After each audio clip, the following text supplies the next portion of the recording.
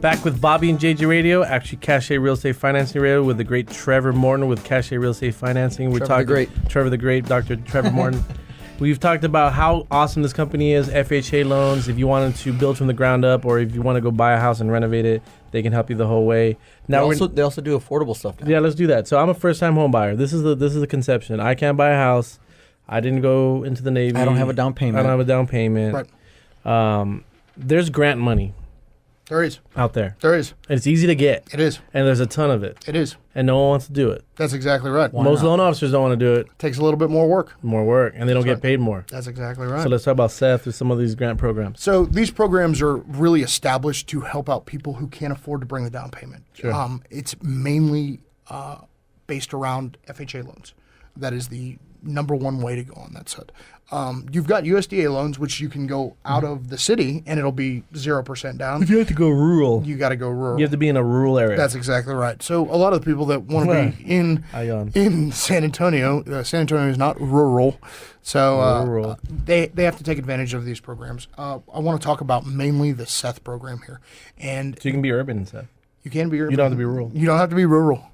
Not at all. Rural. It's got to be. It can be urban. It can be rural. It can be either way. But it's aimed to help you be able to buy if it's your first time and you want to get out from under that rental, but you don't have the 3.5% to put down. Because it's not just 3.5%. There's also closing costs. There is closing costs on that side, and that's something that we educate y'all as realtors on. Is even though we're in a seller's market, you want to try to get as much of the closing costs taken care of as you can. As if I'm helping as a buyer's agent, if I'm helping a buyer, I can't negotiate I can negotiate their closing costs to be paid by the seller, Correct. but not the down payment. That's exactly right. right. For the down payment, you guys have a program that'll cover that. And they take a little class online, I know, because we have some clients go through it. They do. And then they can't make a ton of money because then you should have a down payment, right? According to FHA. You have to have like a 640 credit score, I think, 2 years of work history. But most time when we talk to someone on the phone, just talking to them when they're calling about how I'm like, you've been here for 2 years, working in the same place, you have decent credit, and you don't make a ton, right? Then you're good. That's exactly right, and that's the biggest barrier to entry is the amount of money that you make. Yeah, because you're making 6 digits. Right. No, there's no grant that's for you. That's exactly right. Because it's meant for people who truly need it. Sure. You know, that truly. I'm not saying somebody who makes 6 digits doesn't truly need it. It's just it's not intended for that type of person. It's intended for somebody who wants to get in, but has everything going out every month, paying for their family, paying for rent, paying for everything on that side.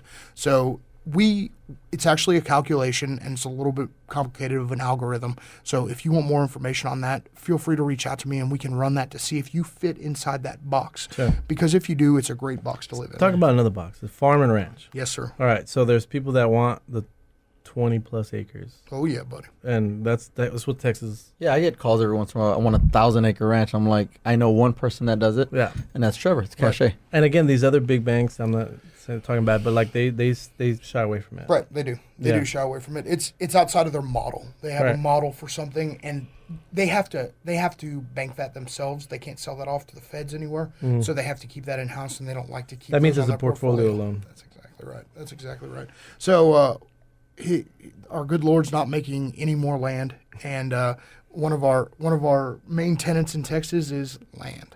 And if you have the opportunity to buy, that's something, as we've seen from the Eagle Ford Shale that's come up in the last 10 years, land can always appreciate for you and can somehow even turn out stuff like mineral rights, which is awesome. Right. The utilization of the land is also a factor on how we do it. If you plan on utilizing it for a ranch, that's going to be a working ranch, we can actually get you a different type of loan that's a little bit better. Stuff that's funded by USDA. If you plan on farming, doing agriculture, it's a different way there. Or if you just want a hunting ranch, we can handle it on that side too. What you're looking for is the ability to purchase this land at a decent price and to be able to hold it on a longer term note.